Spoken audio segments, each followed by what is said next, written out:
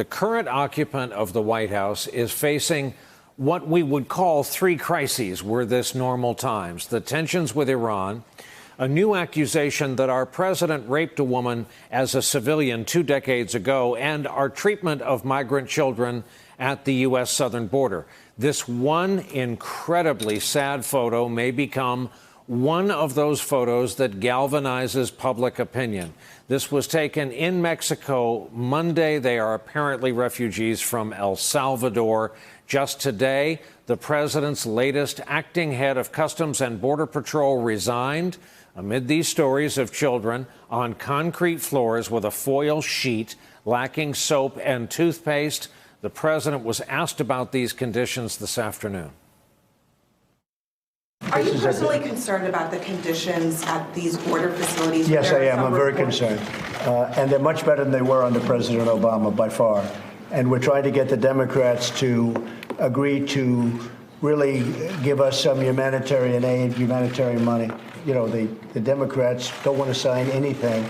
And now I think they're going to probably sign this. So, Robert Costa, you heard and saw it there with a straight face. This is the Democrats, and conditions are so much better than they were under President Obama. Please do us the honor of fact-checking those. So here's the fact check, and very briefly. The Democrats have moved forward in the House of Representatives to try to provide some more funding for the crisis at the border, to try to provide more judges, to move forward with funding for facilities.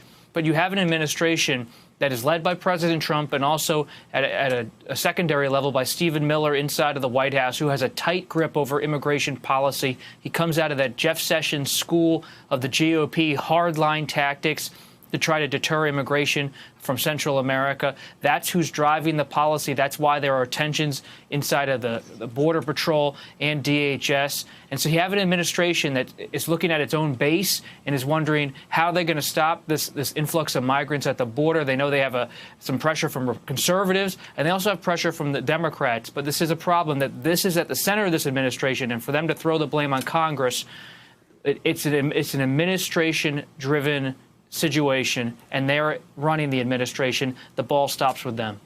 Indeed, Michael Steele, we've discussed the comparison to the frog boiling experiment. Yeah. People's capacity to believe certain things stretches a little bit every day. This is the president saying that the actions of his administration are the fault of the Democrats.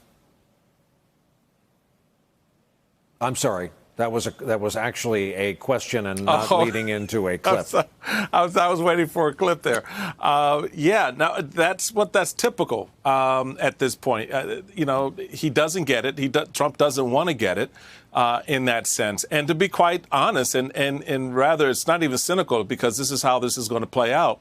Mueller now agreeing to testify actually is a good thing over the next couple of weeks for Trump, because it splits the screen further for him. And unless there's something that's horrendously tragic on top of what's already been horrendously tragic at the border, he knows the press is going to be fixated on the Mueller line. Certainly as we get closer to the 17th of July, that's going to be a bigger drumbeat for him. And so in that sense, it's easier for him to throw the dart out to Robert's point about, you know, this is the Democrats' fault, without having to stand there in the well of the country and explain to the American people why this is happening on his watch.